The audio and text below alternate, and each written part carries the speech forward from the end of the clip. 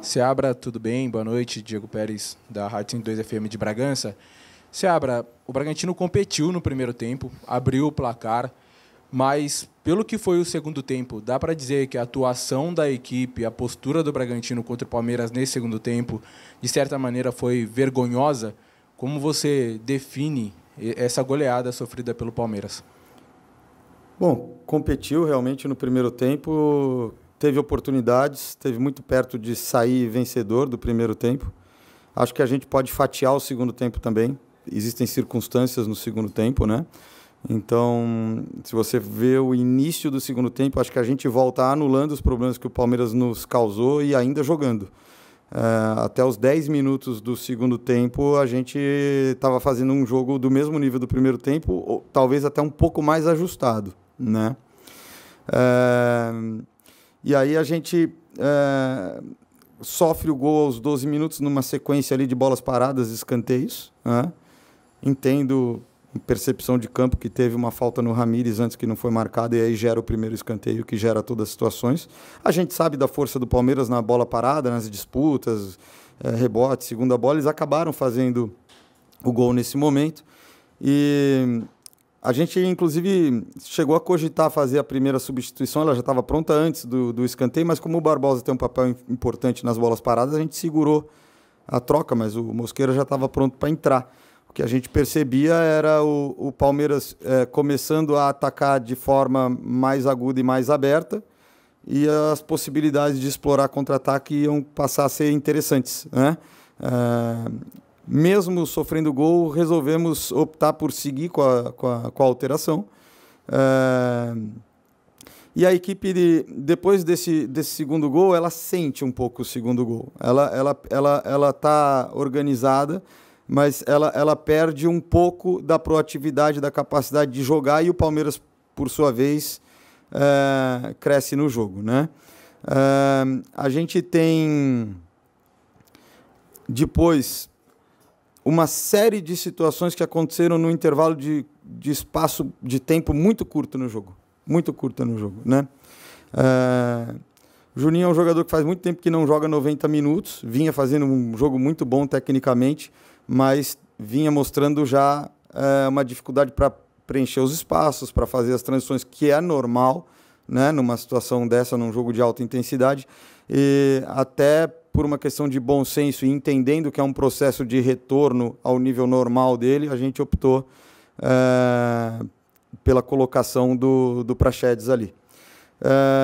Juninho atuou numa linha média, tá certo? E o Praxedes treinou e trabalhou e vem trabalhando como uma opção direta para essa linha média. A gente teve a oportunidade de nessa mesma troca, né, de já fazer a substituição do Guzmán, mas ele tinha a sensação que conseguiria prosseguir e tentou prosseguir. Depois de 4 minutos não dá mais para prosseguir e a gente era o nosso último momento, a gente tem que fazer as duas trocas, né? Então a gente tem o Gabriel com o cartão amarelo, né? E o time ainda está relativamente equilibrado e a gente entende que poderia o Ramires fazer a função do Gabriel, fazendo uma dupla de volantes com o John e com o Praxedes e passar o John para a esquerda, né? Então, assim, mantivemos a estrutura e colocamos dessa forma. Na primeira pressão, eles tinham acabado de entrar na primeira pressão, o Palmeiras quebra, consegue desdobrar o jogo para dentro e sai o gol do Felipe Anderson, né? E eu não sei se foi exatamente nesse momento, mas aí o Ramires sente um problema muscular. Então a gente tem que tirar o Ramires da linha média, empurrar ele para frente, e com um time que tinha sido reprogramado para ter mais meias e atacantes, conseguir suprir o segundo volante que estava fazendo o primeiro volante, né? Então, e isso tudo aconteceu num intervalo de tempo muito curto mesmo no jogo.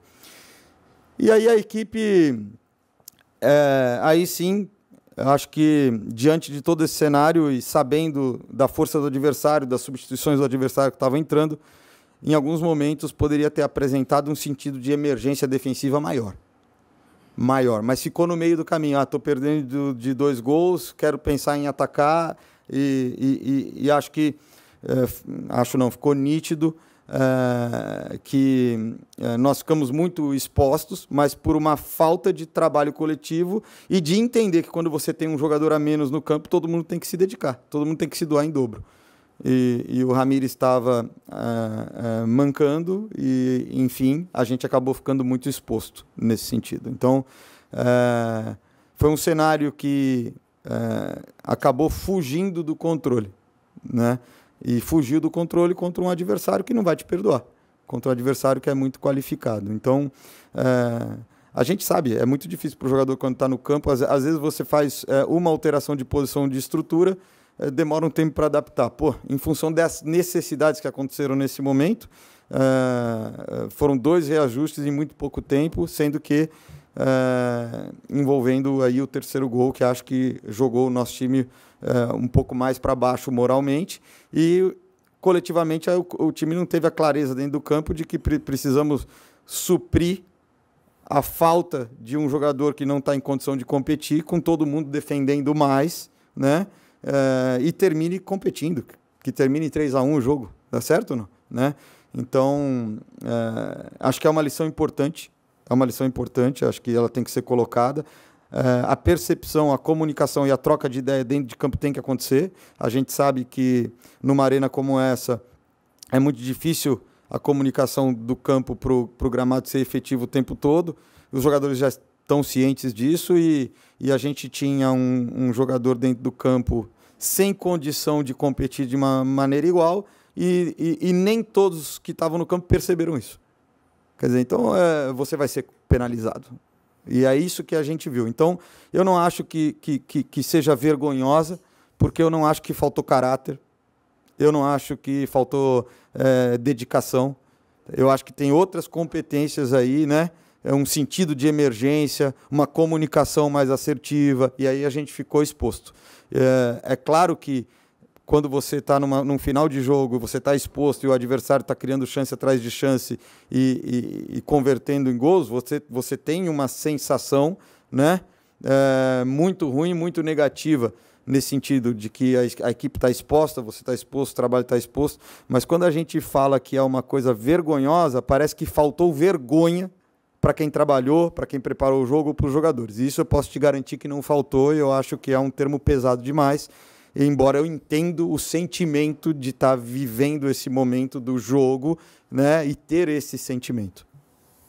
Boa noite, Leonardo, Rádio Futebol Total. Seabra, depois do segundo gol do Palmeiras, parece que seu time jogou a toalha ou até jogava para te derrubar. Nesse contexto... Como é que é? O meu time jogava para me derrubar? Ficou essa impressão. Algumas pessoas comentaram isso, que estavam acompanhando o jogo. Nesse contexto, você ainda acredita que consegue recuperar a moral do seu time? E como explicar o fato de que nas últimas 14 rodadas do campeonato, o seu time é o pior do campeonato, até mesmo abaixo de equipes que estão na zona do rebaixamento atualmente? Desculpa, repete a primeira pergunta, por favor. Você faz sempre 2, né? A primeira é em relação se você ainda consegue recuperar a moral desse time, você ainda acredita? Claro, sem dúvida alguma. O que o time mostrou hoje, até 10, 12 minutos, até o 2-1, foi uma capacidade incrível de competir numa situação adversa, tá certo? Depois que sofre o gol, eu não entendo que jogou a toalha, eu entendo que teve um momento em que realmente o time sente um abalo, isso é normal, isso é sinal que tem comprometimento. Se não sente nada, é muito preocupante, tá certo?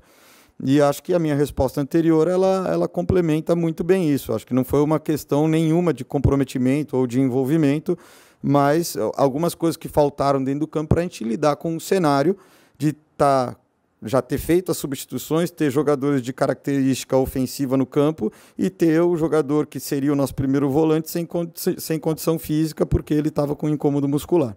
Tá certo? E em relação à segunda pergunta sua, cara, é um contexto. Quantas rodadas a gente jogou com 12 jogadores a menos? Quantas rodadas com 10 jogadores a menos? Quantas rodadas com 3 laterais lesionados, com 3 zagueiros lesionados?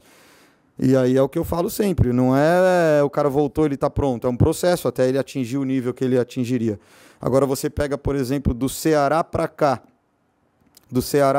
que é quando a gente começa a ter alguns retornos, e antes do Ceará já tem uma diferença. Existe um processo de recuperação, tá certo? Satisfeito ninguém está, trabalhando e se desdobrando todo mundo está, e a gente consegue ter sinais de recuperação. A gente fez um jogo muito bom contra o Sport, acabou sofrendo um empate no final.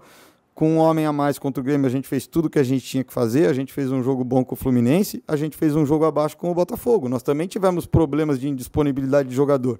Então, acho que quando você faz uma pergunta dessa, você tem que ter responsabilidade, você tem que pesquisar o contexto, né? Ela tem que ser um pouco menos agressiva e violenta e um pouco mais justa, né? Com a análise de todo o cenário que a gente tem enfrentado. Eu acho que é uma responsabilidade que você tem que ter, né? Então, acho que não existe pessoa que gosta de perder, não existe ninguém faltando com dedicação e entrega ao trabalho, nem comissão, nem direção, nem jogadores do clube, né? Então, embora a gente esteja passando por tudo isso, ser desrespeitado a gente não vai aceitar. Eu espero de você uma colocação diferente, por mais que a pergunta possa ser dura, ela possa ser franca, mas que também você saiba se colocar e manter o respeito, porque aqui a gente pode ter perdido, mas faltar com respeito com ninguém a gente nunca não está faltando, nem na dedicação do dia a dia, nem na forma como eu me coloco com vocês. Boa noite, Fernando. Júlia Longo, da Rádio Exclusiva da Rede Ronaldo. Eu queria que você falasse um pouquinho como você pretende preparar o time mentalmente para jogar na próxima rodada, na segunda-feira, contra o Juventude lá no Alfredo Jaconi. Após uma goleada aqui no Allianz Parque, que o time pode ficar um pouco abalado psicologicamente, e também com os desfalques no ataque, como o Lucas Barbosa, que tomou o 3º cartão amarelo hoje e está fora do próximo jogo. Obrigada. Olha, aqui a gente perdeu 3 pontos. Nós perdemos 3 pontos. Tá certo? A gente veio aqui para entregar o nosso melhor, competir e buscar sair com 3 ou com 1 ponto. Mas a gente sabe da dificuldade do cenário, da qualidade do Palmeiras, de tudo que envolve uma partida como essa. É isso. O que a gente tem que aprender é a lição de, num momento de adversidade dentro do campo, a gente saber ter um espírito de entrega, de emergência coletiva que a gente não teve aqui hoje. Essa é a lição que a gente tem que levar. Tá certo? A equipe conseguiu, contra um time do Palmeiras que poucas equipes conseguem construir, elaborar, trocar lado, progredir, estourar pressão. A gente teve muitas situações bem-sucedidas em que a gente trouxe muita dificuldade para o Palmeiras. Isso mostra evolução. Tá certo? Agora, o futebol de alta competição, quando você pega um adversário desse nível e você se permite, durante 20 minutos, não competir da maneira que você tem que competir, a consequência acontece no placar. Tá certo? Agora, o trabalho que a gente sempre faz, mesmo quando a gente ganha, é fatiar o jogo e mostrar aquilo que a gente poderia ter feito melhor em algumas circunstâncias, mesmo quando o resultado é bom. Então, quando o resultado é ruim, a gente vai fatiar o jogo e ser justo com os jogadores. Olha, isso daqui foi bacana, aqui a gente conseguiu aplicar o que a gente vem trabalhando, aqui a gente teve alguma dificuldade. Agora, a partir daqui aconteceu uma situação no jogo que faltou a gente entregar alguma coisa, né? Então, é sempre com honestidade. É sempre com honestidade, mas também sabendo dimensionar e dar o devido peso, né, para colocar as coisas no seu devido lugar, né? No fim das contas aqui, esse final de jogo é uma lição importante, resultou num placar elástico, a gente tem que aprender com isso, os jogadores estão cientes, tá certo? Só que no fim a gente perdeu 3 pontos, e agora a gente vai ter chance de disputar 3 pontos de novo lá, num jogo que é muito importante, né? Contra um adversário que a gente conhece o trabalho e tem todo o respeito, sabe da dificuldade que vai encarar lá, mas nós conseguimos fazer um jogo competitivo com o Cruzeiro fora até o final, a gente fez um jogo contra o Mirassol que todo mundo tem dificuldade fora até o final, teve chance real de vencer, tá certo? E hoje, diante de toda essa qualidade e essa circunstância que o Palmeiras vive hoje, né, o futebol que tem jogado, a gente teve algumas circunstâncias que dificultaram ou que tiraram o jogo de um padrão comum do que seria a nossa equipe e que abriram espaço para essa qualidade do Palmeiras aí se manifestar. Boa noite, Fernando. Lincoln Oliveira, do Na Rede Oficial. O Red Bull Bragantino tem enfrentado dificuldades, né, para segurar resultados. Você, inclusive, citou isso na última coletiva. Por onde passa essa correção já para a partida contra o Juventude? É uma questão mental, uma questão tática, uma questão técnica? Por onde iniciar essas correções? E o que você vê de mais emergente desse problema, desse sistema defensivo que não tem conseguido segurar os resultados? Olha, são diferentes situações, né? Você vê, a gente sofre um empate contra o Mirassol numa situação que o adversário sequer chutou no gol, né? Mas a minha leitura é que podem haver contextos diferentes. No caso do Mirassol, a gente volta para o segundo tempo e joga muito pouco.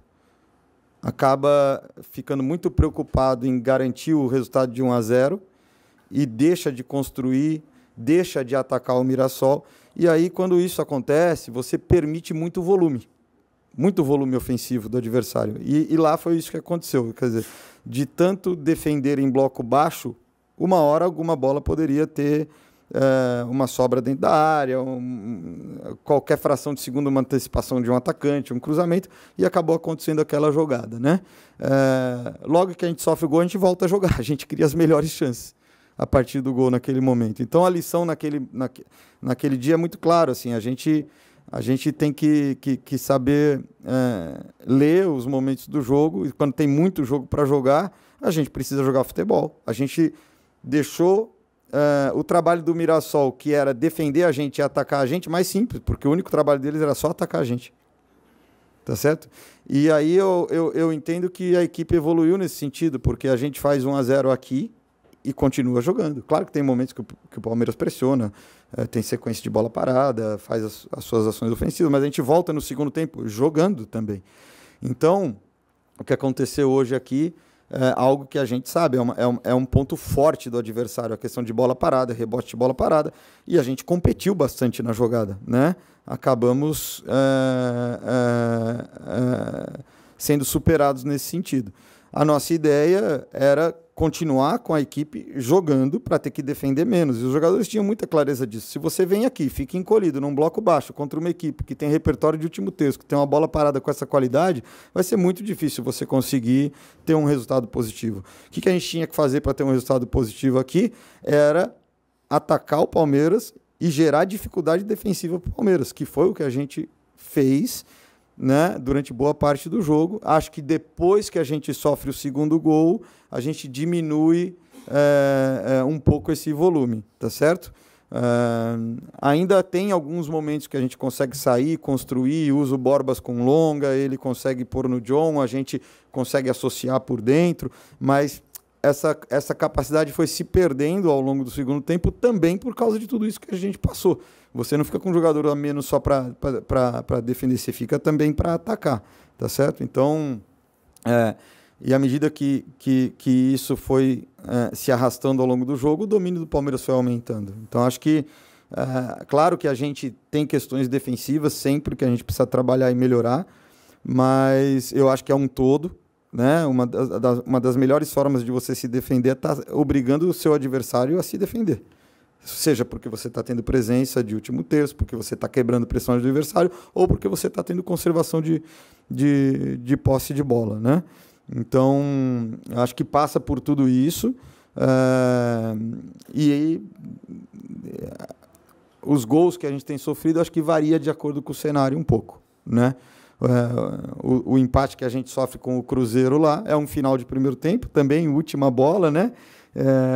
A gente conseguiu ser agudo, gerar transições, gerar volume de gol durante uma boa parte, mas naquele final o Cruzeiro realmente ele conseguiu empurrar a gente com um pouco mais de tempo e também fez uma jogada que envolve muito mérito, uma combinação curta, passe de primeira, o chute que o Lucas conseguiu acertar naquele momento, né? Então, nem sempre tem sido um problema defensivo necessariamente grave, tá certo? Né? Passa por questões de ataque, passa por bola parada, às vezes passa também por pontos que são fortes do adversário em algum momento, né?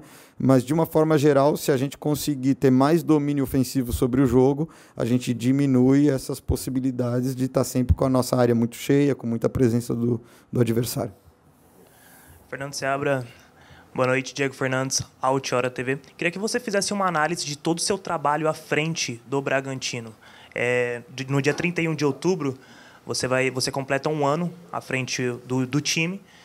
Ano passado, o Bragantino se salvou da zona de rebaixamento. Esse ano ficou em 7º colocado no Campeonato Paulista. Esse ano, a equipe atualmente está na 9ª colocação do Campeonato Brasileiro. Eu queria que você analisasse todo o seu trabalho à frente do clube. Obrigado. Bom, vamos lá. Acho que foge um pouquinho do que é a coletiva de um jogo, né? Mas é um trabalho que vem buscando respeitar e transmitir tanto para o grupo de jogadores quanto para o público aquilo que a gente pretende ser enquanto equipe de futebol, né? Aquilo que a gente pretende ser enquanto projeto. Então, passamos por muitas dificuldades, certo? Na chegada já é uma situação bem difícil ali, a gente consegue, bem na retinha final, o objetivo da permanência. Durante o Campeonato Paulista, uma dificuldade inicial, porque também a nossa preparação ela foi muito insuficiente, né? A equipe vai entrando em forma durante a competição. Acho que ela ganha, se não me engano, é o 5º jogo ganha do São Paulo. E a partir daí inicia uma recuperação importante no campeonato. Tem uma eliminação para o Santos num jogo que é único, feito na casa do mandante, depois de um jogo complicado da Copa do Brasil, né, contra o Souza. Acho que é um contexto muito particular, essa questão da eliminação do Campeonato Paulista. E o Campeonato Brasileiro, a gente tem ali 4 semanas, tem 10 dias para um jogo da Copa do Brasil contra o São José, e depois a gente tem 2 semanas de preparação para o início do Campeonato Brasileiro, e a gente consegue iniciar o Campeonato Brasileiro muito bem, né? Conseguimos ajustar a estrutura da equipe tanto durante o Campeonato Paulista, a partir dessa 5ª rodada, também para o Brasileiro, depois com algumas mudanças que houve no elenco, e a equipe consegue competir muito bem, jogando com muita intensidade, numa rotação muito alta, e consegue resultados expressivos, uma boa colocação na competição. Tem a pausa do Mundial. Acho que a gente não faz um jogo muito bom com o Corinthians no retorno da pausa do Mundial, ainda assim vence o jogo, né? Se você for ver, esse é o último jogo que tinha iniciado a nossa linha de 4 que vinha sendo titular, 13 de julho. Né? Ela só volta hoje, depois de todo esse tempo. Só que diferente, com o Juninho de médio, né? E o Vanderlan que chegou e que está se adaptando e está num crescimento importante, fazendo a lateral. E aí a gente tem uma sequência de situações de indisponibilidade de jogadores, de lesões, que prejudicam bastante o trabalho. Contra o São Paulo, um jogo do mesmo nível que a gente vinha fazendo antes da pausa. Contra o Vitória, resolvemos tomar cuidado com os jogadores que tinham acumulado esses 2 jogos, depois de muito tempo sem jogar, para não fazer o 3º jogo seguido, então, e outros que vinham treinando. A gente faz um bom jogo com Vitória, cria muitas chances de gol, o empate acaba não acontecendo, a gente perde o jogo. E depois a gente tem um jogo contra o Flamengo, que eu acho que a gente joga no mesmo nível dos nossos melhores jogos do período pré-pausa. Então, mesmo esse período todo aqui que a gente vem sofrendo resultados negativos e diferentes, você pode fatiar ele, porque a gente tem um desempenho de alto nível contra o Flamengo e acaba perdendo o jogo, tá certo? No jogo contra o Flamengo, a gente tem Eduardo lesionado, a gente tem o Pedro Henrique com uma concussão e o Guzmán com uma lesão muscular e o Mosqueira com uma lesão muscular, no mesmo jogo, tá certo? Aí, a partir daí, a gente começa a usar o Gustavo, que é um jogador que tinha tido a temporada europeia, tinha tido pouco tempo de treino, ainda não era uma condição de fazer uma estreia como titular. O Guilherme começa a repetir jogo após jogo, 3, 4 dias, ainda não tinha tido isso na temporada. Então, a indisponibilidade do Juninho agrava uma situação do Guilherme em relação, porque não dá mais para fazer o controle de carga dele. O Guilherme lesiona contra o Fortaleza. Depois a gente tem o jogo contra o Atlético Mineiro e poupa o Hurtado, começa com o Augustinho na lateral esquerda e o Natan, que há muito tempo não jogava, começa a ser utilizado. E nesse jogo a gente tem a lesão do Augustinho no começo e a do Hurtado no segundo tempo e a do Vinicinho, 3 jogadores no mesmo jogo. Então, assim, quando você começa a perder muitas opções, você perde competitividade de treino, você perde competitividade no elenco, você perde alternância estratégica para início de jogo e você fica prejudicado em relação às substituições também. Depois alguns começam a retornar e é normal que um ou outro vai acontecer alguma coisa. Então o Davi num treino teve num lance com bola, fez uma flexão um pouco maior do joelho e deu uma fisgada no colateral medial ali. Ainda não voltou. É um jogador que entrou muito bem contra o Fluminense, por exemplo. Entrou bem contra o Botafogo. Então, assim, faz muita diferença. É um processo todo que a gente está saindo. A gente já passou por um período mais delicado, tá certo? Mas a gente teve que atravessar tudo isso, né? E aí, como eu já falei aqui em outra pergunta, eu entendo que do Ceará para cá a coisa começou a mudar um pouco, começou a melhorar um pouco. Mas é uma situação normal que a gente se encontra ainda? Ainda não é. Ainda não é uma situação normal, né? Então eu entendo que é um trabalho que está lutando nesses momentos com essas adversidades, que tem começado a dar uma resposta e que vai passar por algumas situações que são difíceis ainda. Tá certo? Seabra, boa noite. Pedro Augusto, Rádio Dimensão Esportiva. O Bragantino, pós-volta do Mundial, tem apenas 3 vitórias. Você explicou todos os contextos de lesão que o clube enfrentou nesse período, mas ainda continua sendo um time muito oscilante, obviamente dentro dos contextos que você explicou, dentro dos jogos. Hoje mesmo fez um bom primeiro tempo e acabou não sendo tão bom no segundo tempo. Como cuidar melhor dessa oscilação, tratar melhor essa oscilação nos jogos, visto que o Bragantino tem uma equipe jovem, é uma média de idade jovem, de 24 anos apenas, mas que isso não pode acontecer, de fato, tantas vezes como tem acontecido dentro da temporada, como você até explicou na avaliação do seu trabalho até aqui. Perfeito. Acho que é uma boa pergunta. Acho que um dos pontos de amadurecimento que são fundamentais são a leitura de contexto dos jogos, né? Então, como eu comentei aqui, contra o Mirassol, a gente abdicou de construir, de jogar, ao meu ver, muito cedo no jogo e permitiu ao Mirassol ter muito domínio, volume e presença, tá certo? Hoje, contra o Palmeiras, a gente, depois de já ter promovido todas as substituições, tem um jogador que seria o mais defensivo do meio-campo naquele momento, que está com problema muscular e a gente precisa ter a leitura de entender que a prioridade naquele momento é todo mundo se desdobrar defensivamente para suprir esse problema. Então, essa leitura de contexto, muitas vezes, está nos custando caro, né? Ainda mais quando é esse tipo de nível de jogo e de adversário que você enfrenta. A gente vem atacando esse tipo de situação, trabalhando, por exemplo, para que a situação do Mirassol não acontecesse hoje. Acho que isso foi importante. A gente volta jogando, a gente gera dificuldade para o Palmeiras, tá certo? Mas esse é um processo. Esse é um processo de desenvolvimento e evolução de uma equipe que é jovem e de uma equipe que está tendo também a integração e retorno de alguns jogadores. Então, o Fernando está realmente se integrando à equipe do ponto de vista competitivo de jogo agora, por exemplo. Tá certo?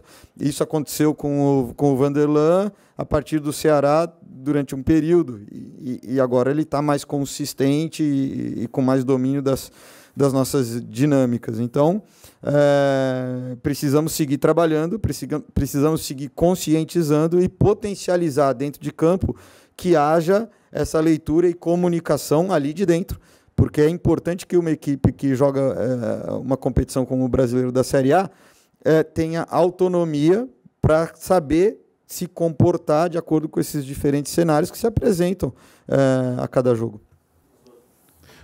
Fernando Seabra, boa noite. Luiz Fernando de Socati, da Web Rádio Gol de Placa.